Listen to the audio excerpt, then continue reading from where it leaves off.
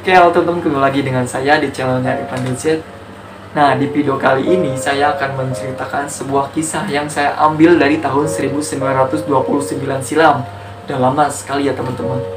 Jadi ceritanya ini adalah cerita yang sangat menegangkan, membagongkan, membingungkan, dan campur aduk segala macam bukan nama teman-teman.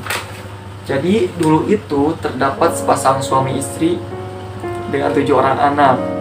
Nah, kita sebut aja mereka adalah keluarga Lawson. Mereka tinggal di Florida, Amerika Serikat. Jadi mereka itu adalah keluarga yang hidup sederhana, yang setiap harinya itu mengandalkan dari hasil kebunnya, yaitu hasil kebun tembakau. Namun siapa kira dari kesederhanaan ini terdapat jiwa psikopat dari ayahnya tersebut. Anjir ini, pokoknya pikas sebelum si ayahnya ini pokoknya teman-teman. Jadi singkat cerita, si ayahnya ini 7 hari sebelum kejadian mengumpulkan keluarganya untuk kumpul bersama, untuk melakukan foto bersama. Dan mungkin untuk maksudnya foto ini bukan untuk pajangan atau apa ya teman-teman. Ternyata si ayahnya psikopat ini bertujuan untuk melakukan persembahan terakhirnya, supaya gak tahu kenapa teman-teman, supaya saya bisa menceritakan seperti ini ya teman-teman. Kalau tidak ada video ini, mungkin saya tidak bisa menceritakannya. Jadi di dalam foto ini, nah ini teman-teman fotonya, dia di sini ada yang berbeda, ada orang yang berbeda. Mungkin semuanya menghadap ke kamera, tapi di sini ada satu orang yang berbeda. Dia melihat ke sebelah kiri. Kita sebut aja itu si Charles ya teman-teman. Si Charles ini adalah si pelaku, tokoh utama yang menjadi dalam semua keributan ini. Ini pokok nama dari wajahnya juga Viggo Mortensen ya teman-teman. Nah, jadi di sebelahnya kirinya juga ada Penny yang mana dia adalah istrinya. Kemudian ada juga pindah ke sebelah pojok kanannya, dia ada Arthur, anak pertama dari si psikopat ini. Kemudian yang kedua ada Mary, dia anak kedua dari psikopat ini. Dan yang bawahnya ada James, kemudian ada Raymond, ada Maybelle, dan juga ada bayi yang digendongnya, yaitu Mary Lou. Nah, baru lihat ya teman-teman, gue baru lihat di sini ada bayi yang diikut campurkan dalam adegan yang berbahaya ini. Jadi apa nama? Nah, jadi teman-teman, jadi sebenarnya teman-teman dulu itu keluarga ini adalah keluarga yang harmonis. Tetapi nggak tahu kenapa ada aja ya teman-teman, di dalam keluarga pasti ada aja masalah ya. Tetapi masalah ini sangat berat sekali mungkin untuk si Charles, dan untuk saya juga anjing dibayangkannya juga masalahnya berat sekali. Dan masalahnya itu adalah si Charles ini menghamili si Mary, anak keduanya. Anjing parah banget ya teman-teman. Anak sendiri dihamili ya, anjir. Nah, jadi akibat masalah ini, akhirnya si Charles ini frustasi dan stres. Dan mungkin timbullah halusinasi untuk membunuh semua anak-anaknya dan istrinya. Singkat cerita, si Charles 7 hari sebelum kejadian, si Charles mempersiapkan planning dulu ya teman-teman. Si Charles pergi ke toko bedil dulu, toko bedil untuk membeli senapan lengkap dengan amunisinya. Akhirnya dia dapat, kemudian pulang ke rumahnya, simpan itu di lemarinya teman-teman, si bedilnya itu. Kemudian tepat di hari Natal, 7 hari setelah foto bersama, akhirnya si Charles melancarkan aksinya. Nah, sore hari si Charles pergi ke gudang untuk bersembunyi. Ternyata di situ si Charles menjadi sniper handal ya teman-teman. Menunggu si Maybelle pulang bermain ya teman-teman. Anjing kasihan sekali ini anak-anaknya. Kemudian kucuk si Maybelle pulang. Akhirnya si Charles melihat langsung dan membidik tepat di dadanya. Dan Maybelle langsung meninggal di tempat ya teman-teman. Tetapi si Charles ini tidak yakin bahwa si Maybelle ini meninggal. Dan kemudian si Charles menghampiri si Maybelle. Dan akhirnya si Maybelle diketrok itu pakai itu ya teman-teman, pakai gagang bedil si Charles itu yang sangat keras. Akhirnya diketrok itu kepalanya dan pecah, dan ya udah situ si Maybelle meninggal.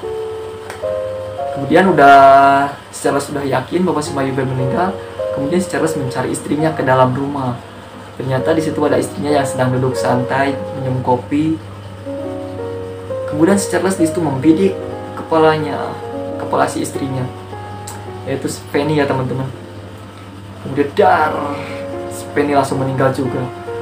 Ternyata si Mary kaget di sini mendengar suara tembakan. Dan akhirnya si Mary berinisiatif untuk menghampirinya. Dan ternyata si Mary kaget anjir melihat sosok ibunya yang sudah berkelimangan harta. Maaf ya teman-teman, bukan berkelimangan harta, berkelimangan darah. Di sini kaget dan menangis Mary. Tetapi si Mary tidak tahu anjir di belakangnya itu ada si Charles yang sedang membidik si Mary. Dan akhirnya tidak lama kemudian si Charles menembak kepalanya si Mary anjir, dar pecah juga kepalanya. Si Mary langsung meninggal di situ dan janinnya. Anjir, parah sekali, ini udah meninggal, udah 3 orang meninggal. Kemudian selanjutnya di situ ada ternyata si Raymond dan si James ini melihat si ayahnya membunuh ibu dan kakaknya. Sontak si James dan si Raymond ini lari ketakutan. Ternyata si Charles ini mengejar dengan santai dan akhirnya menemukan si James dan si Raymond. Dan akhirnya tidak lama kemudian ditembak juga keduanya anjir, meninggal di situ. Akhirnya udah 5 orang di sini menjadi korban ya teman-teman, anjir parah sekali. 5 orang tidak merasa bersalah si Charles. Kemudian dia menghampiri target terakhirnya, yaitu bayinya ya teman-teman. Anjir parah sekali ini bayi, saya nggak tega untuk melihatnya ya teman-teman, saya nggak tega untuk menceritakannya. Si Charles menghampiri si bayi ini, kemudian dia tidak menghabiskan dengan pelurunya, dia tidak membunuh dengan pelurunya, tetapi dia menggunakan caranya sendiri dengan tangan kosongnya untuk membunuh si bayi. Karena mungkin bayi ini gampang ya teman-teman untuk dibunuh, dipukul juga langsung meninggal. Dan akhirnya pak si bayi meninggal juga di situ. Nah, setelah kejadian itu, tanpa muka berdosa si Charles ini sudah membunuh 6 orang, yaitu istri dan anak-anaknya.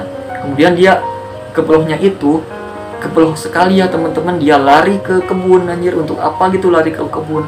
Dia melarikan ke kebun, kemudian di sana dia bunuh diri, menembak dengan senapannya, yang akhirnya si Charles meninggal seketika di situ.